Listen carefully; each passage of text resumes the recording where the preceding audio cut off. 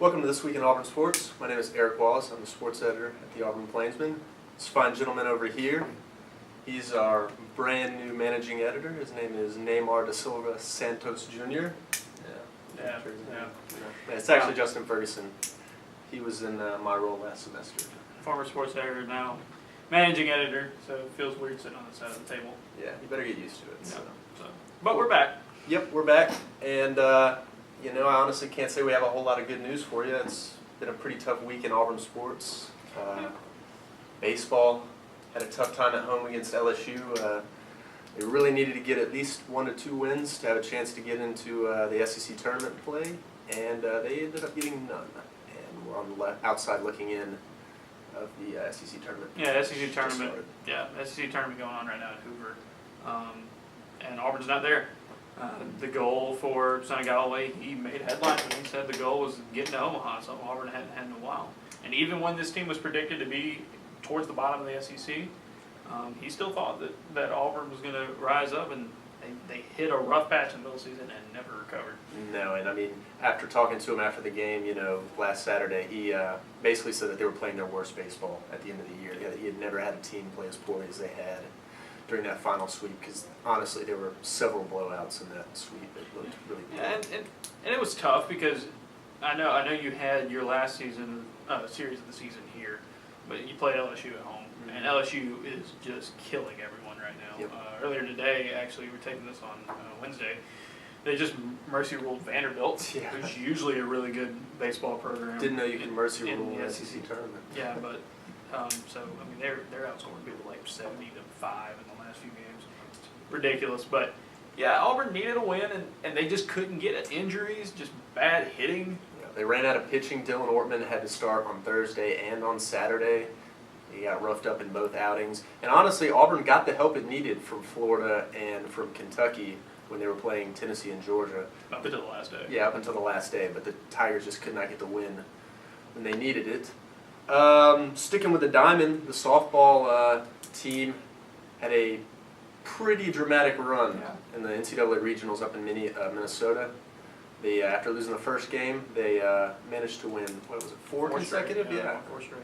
And then a late home run by Minnesota ended up eliminating them just 1 inning short of a super regional appearance in Clint Meyer's first year at Auburn. And it would have been Auburn's first super regional appearance ever. And you can't. This game showed how much Auburn has changed in softball. It's been a fantastic season. It's definitely a different situation than baseball because they had, compared to last year, they were significantly improved in Clint Meyer's first season. One of the nation's top offensive teams. I think Auburn's downfall this past weekend in softball, you only have one pitcher. Yeah. Lacey Davis threw, I think it was over 500 pitches by the end of the weekend. Marcy Harper was injured. Yeah. She started every game. She was just it for Auburn pitching, and it's hard to do that when you're going against the elite team. Yeah. And playing against Oregon, #1 team in the country, would have been nice. It would have been a rematch. Mm-hmm. But things are looking up for Auburn softball. Clint Myers has been just the A+ hire Oh, absolutely, of yeah. the year. When you look at their roster moving forward, they really only have, I believe it's 3 seniors on the entire roster. And to be honest, they didn't really contribute to the team this year. It was a lot of juniors, a lot of sophomores. Freshman Casey Cooper had an outstanding record-breaking year. Mm-hmm. So, I mean, the future of Auburn softball is incredibly bright despite the heartbreaking And loss. Myers can recruit. He built national championship programs at Arizona State, so going into the offseason, I think Auburn softball is in a very good position, especially when you compare it to baseball. Yeah, just especially that way, yeah. A little bit on the bright side, Auburn football picked up a pretty big recruit in running back Javon Robinson. Yep. This is actually not the first time he's been committed to Auburn. No. Isn't that right? Yeah, he's a 5-star. He's 5-star now. He broke the junior college record at Georgia Military College, which Auburn picked up 2 or 3, I believe, defensive linemen in last year's class. Robinson was committed to Auburn. He was a 4-star running back out of high school in Memphis. During the 2012 season, after he came onto campus, there was an NCAA investigation into some high schools in Memphis changing grades. So Robinson was ineligible. He's in junior college, and Auburn beat out Alabama basically for Robinson's commitment, and nothing's confirmed yet. There's still he's still got an entire season. Yeah. He's still got a whole rest of the recruiting cycle to go before next February and signing day. That's a long way away. But Auburn was able to keep most of its commitments last season. Mm-hmm. If they can get Robinson, he feels a great need. He'll come in as a junior. Yeah. And this running back tandem that Auburn's got. It's impressive. If you lose Corey Grant and Cameron Arspane this season, which you will, seniors, two great seniors, everybody else on Auburn's depth chart at running back will be underclassmen. Yeah, you'll still have Rock Thomas. You'll still have Peyton Barber will be returning. I mean, in Uh, terms of solidifying depth, yeah, it's a huge pickup for Auburn. he has experience, and that's what you're going to need. I mean, they also picked up Kerryon Johnson a couple weeks ago, who's the number 2 player in the state of Alabama. He's the number 2 or 3 athlete in the country. He's going to probably play running back at Auburn. So recruiting's looking really well right now. Auburn's number 3 in most recruiting team rankings. Yep. Bell's on his way to having probably one of the best classes in Auburn history, and they still have about 10, 11, 12 scholarships to play around with. And depth is going to be scary for And a lot of 5-stars still have not made any decisions yet. Auburn's going after a lot of them. You talk about the number 1 player in the country, Trent Thompson. He's looking at Auburn. Torrance Gibson, 5-star quarterback, dual threat out of Miami. So Auburn's got a long way to go. Yeah, there's a long way to go on the recruiting trail. But you've already got a great start. Yeah. Probably won't catch up with Alabama, but you can probably slide into number 2 Penn State. It's going to be down between Auburn and Penn State a lot this year. Absolutely. Moving to the hardwood, Bruce Pearl and his staff have been making a lot of waves in terms of trying to find more tougher out-of-conference opponents for the season.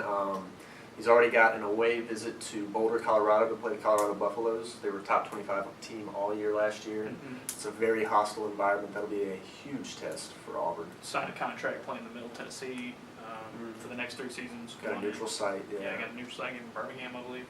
I want to say it's in Nashville, honestly. Okay, Nashville, all right. It's in Nashville. But yeah, we got a ton of stuff about that in this upcoming print edition of the Auburn Plainsman. A lot more details on plans that Bruce Pearl and his staff have for scheduling a much more difficult schedule to help the RPI. Mm-hmm. And he's also doing really well in recruiting. You got T.J. Lang picking up commitment from him. He was committed to Virginia Tech. A couple other great players Auburn's getting in transfers. Ross Miller from New Mexico State University. Ross Miller. He's got a questionable past, and it will be interesting to see how Auburn handles him. I'm sure you've seen the brawl he started with the tossing Mexico the State basketball. threw basketball at the guy's head and started a fan versus player brawl. It's going to be Auburn's going to have to keep an eye on what's going on with him, and it'll be interesting to see how Pearl handles him. He's had trouble pretty much everywhere he's gone. But it's hard to argue with the talent, though. I mean, Pearl and his staff have brought in a lot of talented players.